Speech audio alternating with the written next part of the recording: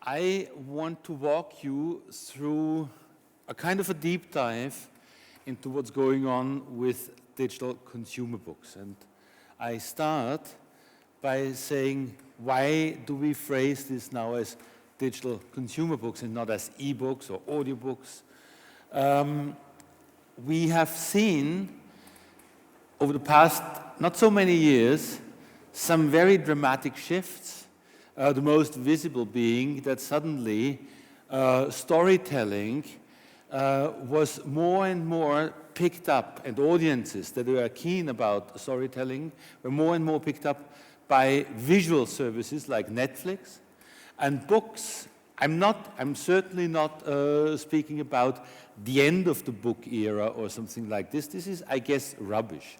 But somehow the positioning of books is shifting.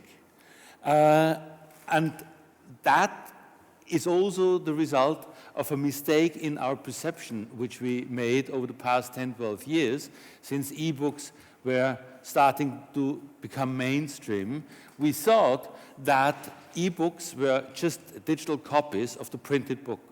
And that was, in fact, not really a very accurate description. We realize now that suddenly digital reading can come in many forms, and digital storytelling can come to us in many forms, which means there are different ecosystems, there are different business models, and there are different distribution channels. Suddenly, subscription has become a very current, normal feature in many genres. Only a few years ago, many people were telling us convincingly why subscription in books would never work. We see that the format, an ebook as a digital copy of a physical book, has lost its central importance, and suddenly that whole concept of what are we doing about a book has become fluid. Even the type of reading has become only one way of approaching that story. We can also listen to it. And we have seen that publishers are not always necessary to bring a story to the audience, because self-publishing has very rapidly, within a few years, found its own part of publishing. And when we really want to understand something about the industry, we better do not focus and limit our perception to just books published by publishers.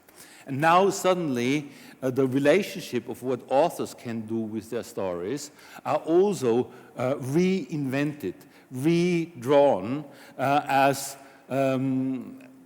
platforms like the Kindle, but also content platforms like Wattpad and Netflix are directly chasing authors and trying to bypass the state of the book and the role of the publishers, and they do this very successfully. So, in a way, books have ceased to have one clear format that is really authoritative for the consumer and for the readers. There are many ways, and the books are more and more morphing into a continuous flow. Think of the difference between one book and the library, and you will discover that basically one book doesn't make a lot of sense. It's the library, it's the collection, it's the environment of the books, the knowledge, the stories that really make sense. So instead of just focusing on ebooks or audiobooks, on formats, we rather want to discuss digital consumer books. But there is one problem. When we have that fluid world, how can we measure it? How can we make statements about how they are, what it is, how it develops, and where are we going? That's why we started roughly 2 years ago to develop what is now the Digital Consumer Book Barometer. A barometer is an instrument to give you very precise data on the weather. And the weather also is something very complicated, complex.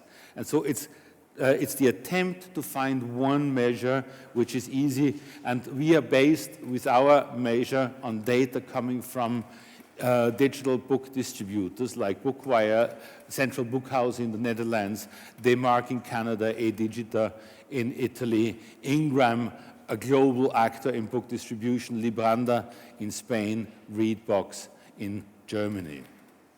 And when we start to look into ebooks, we see that along the years, digital books, and in that case ebooks, behave differently from physical books. We all know in physical books, a very big part of the business is about Christmas sales. Not so necessarily in digital, because we have, I show this here, peaks. These are 3 years, 2016 to 2018. We see that the year is more complicated in some countries with a more mature ebook market like Germany. On the red line, we see that there are many peaks along the year. For instance, summer reading has become a very strong season for digital reading, which is even matching the Christmas sales. This is the same calendar for Canada, where we see it used to be a little bit disorderly at the beginning when we started to measure, but now again we see, even in a very different bilingual Canadian market, the same rhythm of a year that is much more continuous and has more opportunity for consumers to get more active and be more approachable than for physical books. We see, when we compare that to audiobooks, again, there is a different pattern, and we dive into this and try to understand it more in detail. The first thing that confirms what we've seen with digital books in audiobooks is it's an even more continuous calendar of the year. So somehow the subscription model helps in building a continuous relationship between those who are writing and publishing the books with those who are consuming them. Then we see, this is one exercise that we do very thoroughly. We look at pricing. Pricing is an indicator that teaches us what consumers are prepared to invest into a good read. Because at the moment, until a few years ago, there were very clear-cut thresholds. A trade paperback would cost 10 euros, a hardcover a little bit more than 20 euros perhaps, but that was a very orderly world.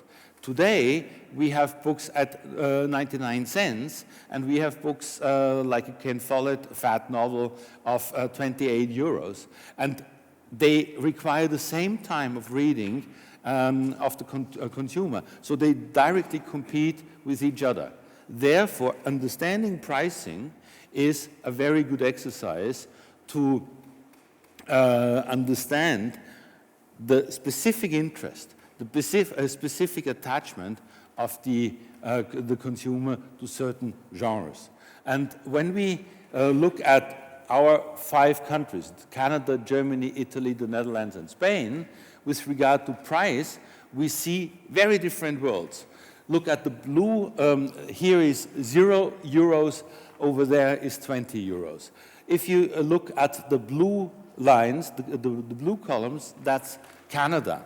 We see in Canada they are prepared to pay over 10 Canadian dollars for most of the digital literature, which wouldn't be the case in Italy or in Spain. In Germany, we have a different world which still echoes the orderly world of the printed book, with many, many ebooks being sold in the range of 8 to 10 euros. But that is about to change as well. And that's what we try to measure in these graphics. What we also see is there are big differences between the money made out of the books and the units, the number of copies that are sold, because we see that here there is a lot of unit turnover, which also results in revenue, but in a different way than where the publishers want to have it, where they have a good level income at around 8 to 10 to 12 euros. So that is a much more versatile, flexible, complex world than what we used to live in for the printed book. The next thing is that we try to understand the life cycle of books, particularly of digital books. Because normally you would assume that a book is launched, then everybody who is interested in it buys it, and then after a certain time period, it's losing interest. That's sometimes the case, but not always. We see, for instance, here, the red line, which shows us the average of the 25 most popular titles over the first year after the release of a title, in the case of Germany, and that is the line that we would expect, the red line. Yeah? The launch comes with promotion, and then after a few months it falls off.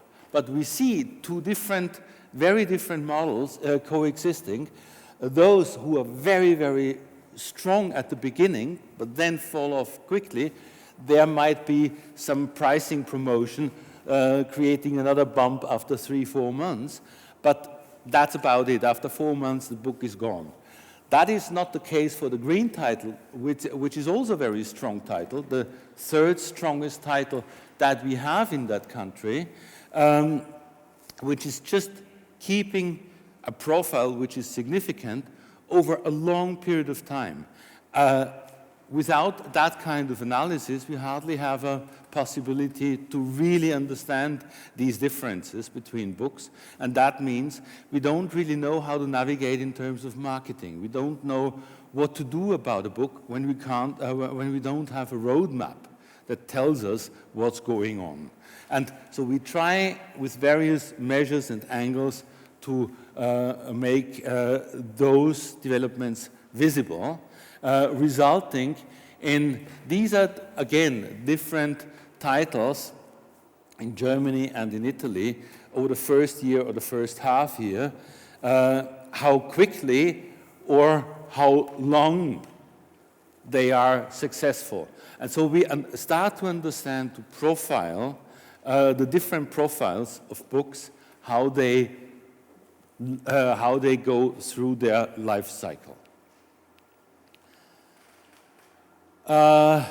Last, I guess it's the last one from that series, we see here in the example of Spain, how different genres have entirely different, defined by price,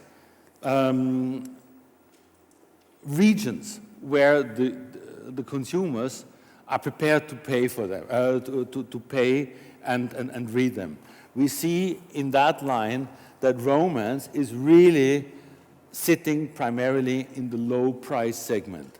This is different for nonfiction, which is the dark blue line, or for children and young adult, which each, by these peaks, have their range where they work well, and then they have a few secondary and tertiary ranges where in specific cases, if it's a lavishly illustrated children's book, it can be more costly. But this is very limited. So the kind of parameter analysis that we propose here is a tool set that allows us to get a grasp of that fluid digital world that we wouldn't have without that analysis. We also, because we said, I said in the beginning that we don't want to have only ebooks in our vision field. We started with Bookwire for the market of Germany to go into audiobooks. And we see over the period of 4 years, 2016, 17, 18, and now the first quarter of 2019, how a dominance by one genre, thrillers, have become a much more balanced field. In audiobooks, what we see is many more genres coexist and have their own target audiences by comparison to ebooks, which have very few genres like romance, like science fiction or fantasy, where they are really thriving in a strong way. And we see also that same spread out balance between different genres being popular, children and young adult becoming meaningful in audiobooks. So the appeal of audiobooks is not just that we have one more format. The appeal of audiobooks, which are picking up very strongly in Germany now, and which certainly will follow to become more popular in Spain, in France, in Italy. The advantage of ebooks, of audiobooks coming in is that we have a more even, a more balanced market environment than what we used to have with ebooks earlier. So a longer calendar with more moments along the year where we can reach an audience, more different audiences which we can reach in different genres, and so also the pricing options where we can successfully navigate is having a larger range, starting at just a few euros and ending at more than 20 euros. And even if we look at ebooks that are foreign language imports, these are data from Ingram, mostly English language books coming into France, Germany, Spain, or Italy, shows in 4 very different markets. At the beginning, it was all about very cheap books that were successfully imported. And then very quickly, within 3-4 years, that became a much more balanced field where different genres, different price groups, etc., found demand, which means we have more and more well-informed consumers who know what they want to have. The barometer is that tool that allows us to navigate through this, and I very much thank here and take the opportunity to these sponsors, because without these sponsors, Bookwire, the Markley, Brander, and IPDA, we wouldn't be able to do this. You can download it at global-ebook.com, free of charge, because it's a sponsorship-driven project. And in September, we will have a second wave of information with the new global ebook coming out and some updates of the barometer. Thank you so much for your attention.